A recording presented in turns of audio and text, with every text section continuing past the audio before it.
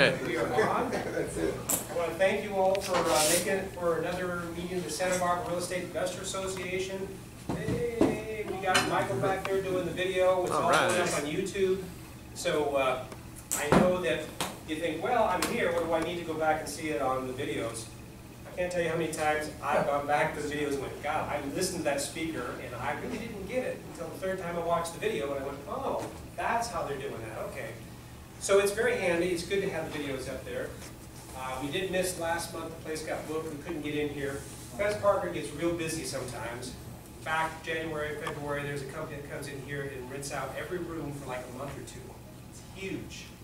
And that is not cheap. This room alone is like $1,000 a day. So we do have the view out there. We've got the ocean, the islands, and some places for you guys to kind of walk out. If you haven't been out on the patio out there, do that before you leave so you can just get a sense of what that's like and walk out there and enjoy some friends and some networking and just see what that all looks like. I think they're having maybe a wedding down there today, so we'll see. Maybe we can all go join it now. Wedding crashers. I wonder who those people were in those pictures when I look back 20 years from now. So we've got the Santa Barbara REIA long version, short version is the website. In here, all the meetings, you can go back and look at the meetings. You'll see the highlight on the dates. You can just go there and see the web page, and then you'll see the video highlighted and go back and watch the videos. So that's all of it. Okay. We again put everything up on YouTube. So this is actually getting pretty good. I don't know. Well, let's see.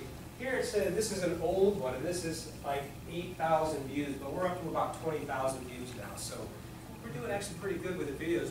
Mainly because we've got so much content. We've been doing this for 6 years, and when you have that much content up there, Google's pretty good at driving people to you just because you've got the content without any extra effort that I have to do advertising-wise. So that's a good thing. Meetup.com, this is really good. It's free for you, so you want to jump on there. Actually, they changed it recently, and I don't really like the change that they made. And the change is, if you were to click on somebody and get to them, it used to show you all the different groups that they were in. So you could go, oh, Regina, I see that you're with the wine and cheese there in the orchid area. Would you like to, and blah, blah, blah. And that's how this networking happens. But I think what happened is maybe people were bombarding people with all kinds of advertising because they saw what they were up to, so they just shut it down and said, well, it's too much personal information up there, so we're not going to do that. Yeah. Okay, I don't know, but in any case, it's still, there's a lot of value, it's free, and you can RSVP there for the meetings. There's a huge amount of clubs out there. The biggest clubs I see any place, no matter where it is wine and cheese. They are like 2,000 people strong, so we tried that for a while. We had a little wine and cheese until some of our speakers started getting drunk, and we thought, well, I guess we better quit doing that, Do they just talk about wine and cheese? Is that it? Well, I think it's more of a social thing for people to meet that are singles and whatnot, but there's probably people who aren't singles too. But that's big. It's just really big. And wine's good. There's a lot of good stuff going on with different types of wines, so it's a good thing. It wasn't for us, so we moved on to coffee and food and cookies and something a little bit safer. Okay. So we'll have to go and red line out the bottles there. But that's the registration from 1 to 3, or to 1 to 1:30 is our time just to kind of talk, network, get to know everybody, get a sense of what's going on here. We will have more people show up. Typically, people are a little bit late. That's okay. So what we're going to do here is cover a few of these things. We've got Linda August is out of town, so she won't be here. We do have Victor back here. Hey, Victor!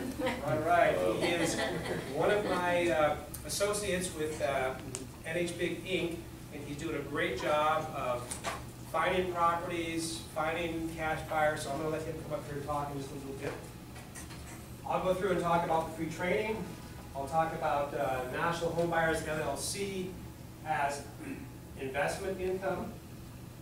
And then NH Big Inc. as earned income, because they're really two different things, and there's a big reason for having them be different things. And then we'll have Ivan, and I just got an email from Ivan yesterday that says, yeah, I can't wait to be there. So where are you, Ivan? Has anybody seen Ivan? No, they're not interested. So, you know, if he doesn't show up, that means we are definitely going downstairs to the wedding. In a big way. I know his wedding is. Do you? He's my coworker. Oh, now you're gonna have to say, well, they're all my guests, they're my friends. We already got it in. Okay, cool. That sounds good. So Ivan's gonna be here, and he's gonna talk about insurance. And as I dug into his stuff, he's down in the Ventura, Thousand Oaks area. Turns out that he has real estate investments in Kansas City, Missouri. And so that's a good place to kind of expand your portfolio if you want to do some of that stuff in those remote places outside of California. That's where we do all of our lower end rentals. So that'll be good if he makes it. Okay, and then it'll be the end of the meeting, and we'll head downstairs, and we've got down in the lounge a place, you know, down there to eat and meet people. We usually hang out. It's a great place, especially if the speakers do hang out. Gives you a little chance to dig, you know, a little bit deeper in some of the questions and get to know them better. And it's been a real relax. It's actually, this is my kind of social outlet now. Being able to do this once a month, so it's been really nice to have these meetings and to have you all, you know, show up as supporting to make it happen. Because if you didn't show up, you know, we wouldn't be doing it, I guarantee you. So thank you very much for showing up. So let's get Victor up here. Victor, are you up for jumping up here? And we'll just have you kind of talk to everybody about what you've been doing and what you're up to. Yeah, sure. And this is good. Let's give Victor a hand here for. And then, well, again, I'll try to keep you out of the light so you're not standing there. And then just give us kind of a little bit of an idea of what you've been doing. You know, we're working together now for how long? Coming up on a year. Started working with you June 1st. Went from looking properties out in Indiana, on the phone all day, crazy stuff, but definitely had faith and never gave up. And you know, we've came a long way, closed some pretty good deals, and building systems is what I'm currently working on. Just building my own system on how to get everything automated, and kind of like what you've been saying. And you know, I've trained. I've had the privilege to train Greg and Deborah, get them started. Real estate wholesaling venture. That was very fun. Did a little bit with Fred. It was nice working with Fred a little bit. We had some good progress, and hopefully some good light got shed on you. And right now it's just building my system, and that's just what it's about. It's the foundation to everything. And just what I've been recently doing is targeting all 50 states and 150 cities through Craigslist. So you know, we've done some stuff in California, so that's cool. So I can't help everybody in the world, but there are people who do need help, and that, you know, okay, hey, that's the wording and the ad I was looking for, or you know, this is the conversation that I needed, and you know, that's what gets deals closed. So it's been crazy, but 150 cities. I don't know about Cleveland because you know they're so 49 in 147 cities. Right. So it's a tough city. yeah, you know, I'd rather miss my hairline than I get deals. Exactly. So. And what would you say maybe the most difficult thing was when you first started off? And that might even be before you met me. You were in Texas. I don't know. I would just have to say the biggest thing was just getting to know the right people, because I mean, even with myself, like I've walked into many offices and they're like, oh, who the heck are you? And you know, it's just about being connected and building a great, strong network of people, because without a network, I mean, you know, it can be very difficult, and you know, can be prolonged. But just the most difficult thing is just, you know, overcoming a lot of challenges. And I mean, I've been having like a real job besides, you know, the last real job I had was mowing your lawn, and then we went to mowing some jets. That's you how, know. that's how So I should be. Craigslist. yeah, I met Dan on Craigslist, and now I started my own company and do stuff together, like the joint venture stuff. And right now I'm looking to acquire some apartment units with no money down strategy, working with some private lenders in Texas, Reno, maybe Florida, Atlanta. So, 6 to 12 units, and then, hopefully it should go good. I just have really good faith and positive in everything I go into, and if I'm gonna be in this business, I stay up very late at night, I wake up very early, and this is just a part of my lifestyle that it's gotten accustomed to. And would you say that working as hard and as long as late is because of the excitement that you have and the passion that you have? I'm just so driven, I love it. It's like having another child. You're just raising a company and a brand.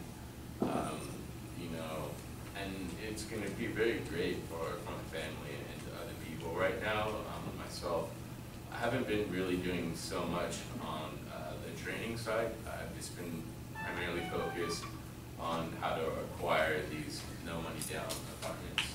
It's been pretty good, looking pretty good. So should have some stuff coming up within the next few months. It's just really exciting to get into this thing with no money. When I was in Texas, people were doing the whole subject too, and oh, here you go, give me your money, and then they knew these people were going to bail out in 4 months, and I was like, I don't want to be a part of something like that. I've had opportunities from other companies to go speak and blah blah blah for money, but I rather close deals than speak about something that I'm really not doing. When I'm telling you, this is stuff that I really do, and I have so much passion on doing it, and I really get paid like that. And closing deals, working with you, or Fred, or Greg and Deborah, or Ken, or even Liz, Michael, and it's better to make money like that. And it's really not even about the money, because at the end, it's just about what you have left in life, and it's the time spent, with enjoying with your kids and, your loved one and your whole family, because you can have all the money in the world, but what happens when you die? Everybody fights and they go like crazy, and then it's just a headache. You're like, oh, thank God I'm freaking buried 6 feet deep, and what you can get in your pockets from there. Yeah, well, it is definitely the quality of life that you're enjoying with your family. It makes a big difference, and it's a great thing to do. Yeah, that's just pretty much it. And I have a spreadsheet if you guys are interested in seeing the cities I'm targeting, and back there. Yeah, just go back to the back when you get a chance. Talk to Victor, he'll be back there. Victor is working with me and NHP team to do the training. Whatever it is that you want to talk to Victor, he's there. Very, very good person to work with. So you don't have any questions? Yes. How do you, doing virtual investing or out-of-state investing, how do you find the values on the properties that you're investing in? How do you know that the value is what? How do I determine the value? Yeah, how do you determine it's the real value of what that property is? I really don't give a specific number on the value of a property. Like, let's say I come across a duplex, and Dan is selling his duplex. He's like, hey, Victor, my duplex is worth about 100 grand. I'm willing to let it go for 50 grand. I can't really determine, going off of his word, depending on the local market in that area, what the properties are worth in the neighborhood. I generally leave that work up to the end buyer, because I don't want them to come back and be like, hey, well, Dan and Victor said that the property is worth this, but it's actually worth $35,000. And then I'm going to have an angry investor. So that's one thing I really want. I just provide the general information, but as far as the whole homework and the pricing, that's all up to the end buyer's job to do, not myself. So you're buying on assignment then, or you're Yeah, right now, I'm just wholesaling, doing purchase agreements and assignments with Dan and my company. I'm right now wholesaling 2 properties in Kansas City, one for 18, one for 19,000. So they're not in the flooded area. So I think that's a good thing. Excellent. Are you doing like a double closing on your deals? No, Yeah, just some. yeah, just assignments. Yeah. Closing is a whole Yeah. another problem. Big It's problem. just extensive. Yeah, but, yeah, I've had the opportunity, but I've just passed, and, you know, like I've been working with Greg, we ran into that situation where we run into other wholesalers, and, you know, we have came, you know, to a good agreement that it'd be better, you know, if he found the property himself, it'd be more profitable for him and his time putting into it, because we're working on a consistent basis and not like wholesaling. So, I mean, that's just how I do it. Okay, so you know, you should be working closer with Linda Pliagas, because wouldn't you say that Victor's a good speaker? Absolutely, seriously. And she has these meetings where there's like 300 people, and I think that the closer you work with her and actually went to some of these places with her, Yeah. work with her a little bit more, you're great at speaking. Oh, thank you. Yeah, just over time and, you know, getting things done will happen. Yeah. So thank you. Thank you very much, Jim.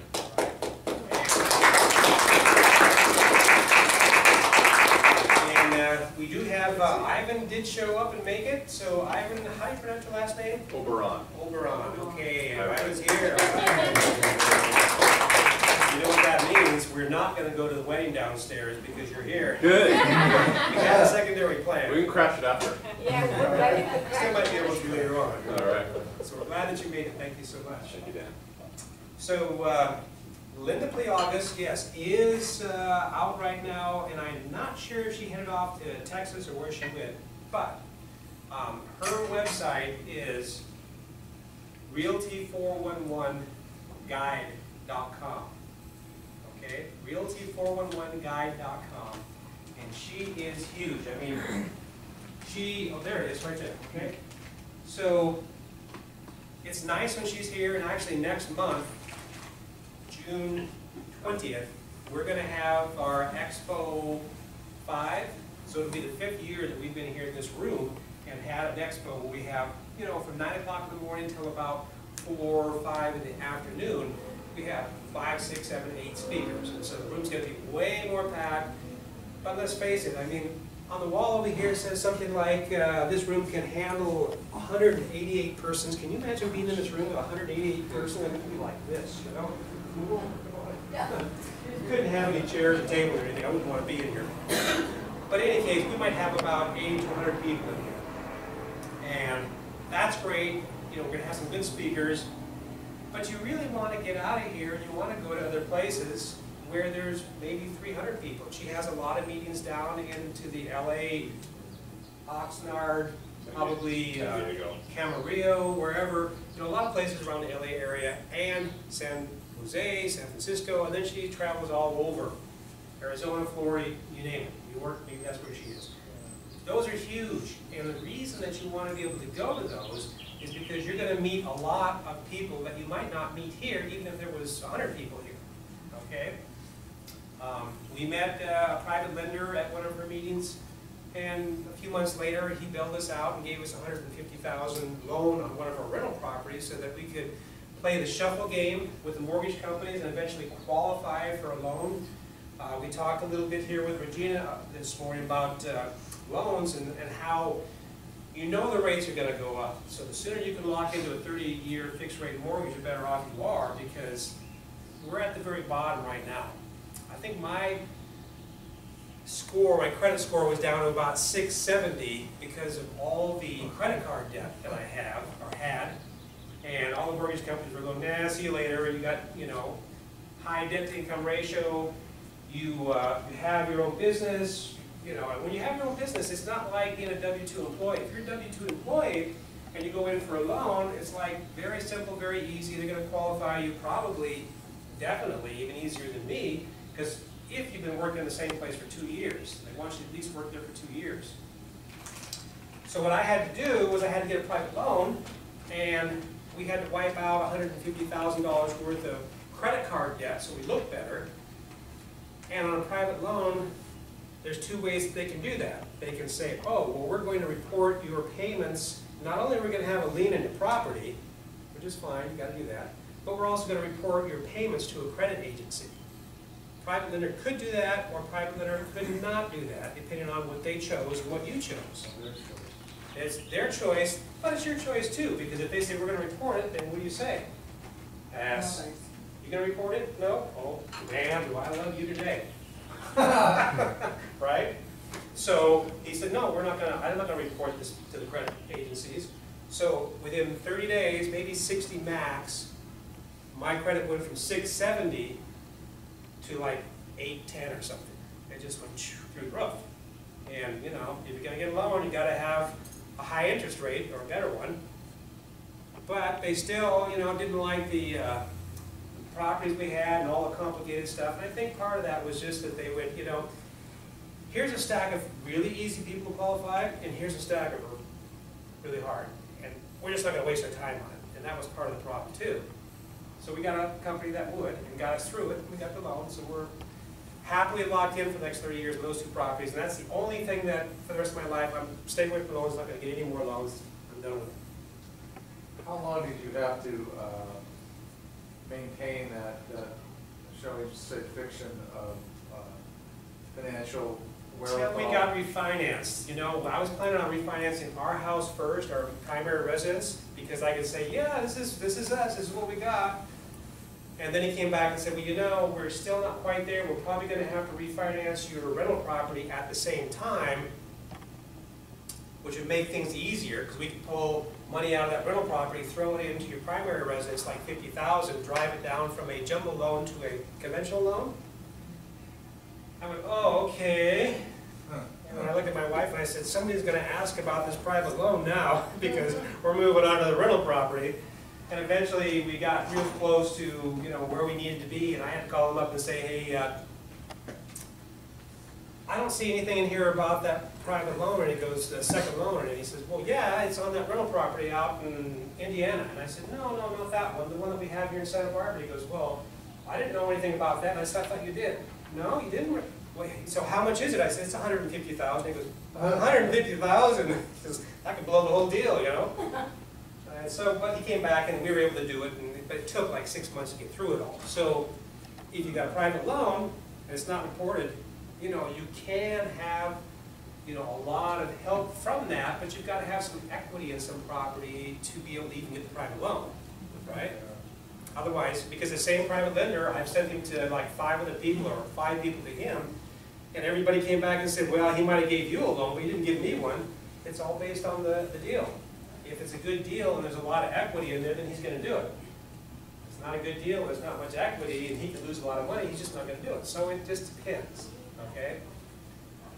That's why it's important to have, you know, play the credit game, do whatever you can, get locked down, because the rates are going up. They can't keep printing funny money forever and not have affect the economy, okay?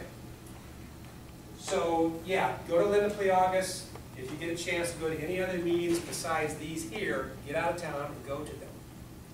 We will be here next month on the 20th. That'll be something very worth watching and being involved in. So show up next month, okay, on a Saturday on the 20th. And that's free. I think she charges all the speakers a lot instead of, you know. But I do charge everybody, if you're never been here, even if you're a member, you've never been here, that's free. Guests are free first time, then after that people have them pay $10 online in advance or $20 at the door. And mainly because I watch the stats, I know what happens. 90% of the people who put down $10, they're going to show up. 90% of the people who don't put down any money, they're not going to show up. And we need to know so that we can do this thing, who's going to do what. So, you know, it's a small price in this room, like I say, it's $1,000 a day, so it's not cheap. So